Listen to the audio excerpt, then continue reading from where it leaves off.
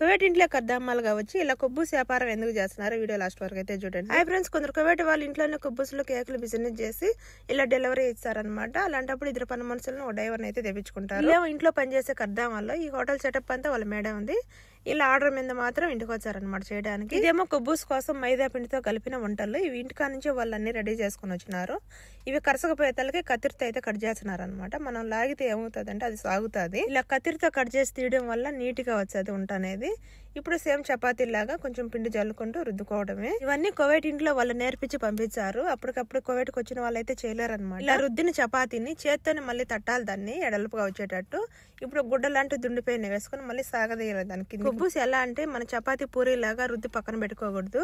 అప్పటికప్పుడే వేడి వేడి పెనం మీద వేసేయాలన్నమాట. ఇదేమో 7 దినాలకు 50 కుబ్బూసులు, 30 దినాలకు 5 వెరైటీస్ అనమాట. ఇలా వెజిటేబుల్ రకరకాలు. వీటి డెలివరీ ధర వాళ్ళు వెళ్లే ఊరిని బట్టి ఉంటుంది. వీళ్ళ జీతాలు ఇంట్లో కద్దామాలకు ఇచ్చినట్టే. కాకపోతే వాళ్ళ మేడం నెల 20 దినాలు అయితే ఎక్స్ట్రా ఇచ్చేదంట. వాళ్ళు వచ్చిన కాడల్లా వాళ్ళకి గిఫ్ట్ అనేది ఇచ్చారు కువైట్ వాళ్ళు కూడా. కువైట్ ఇంట్లో కద్దామా కష్టాలు ఎలా ఉంటాయి? వీడియోకి లైక్ చేసి ప్లీజ్ సబ్స్క్రైబ్.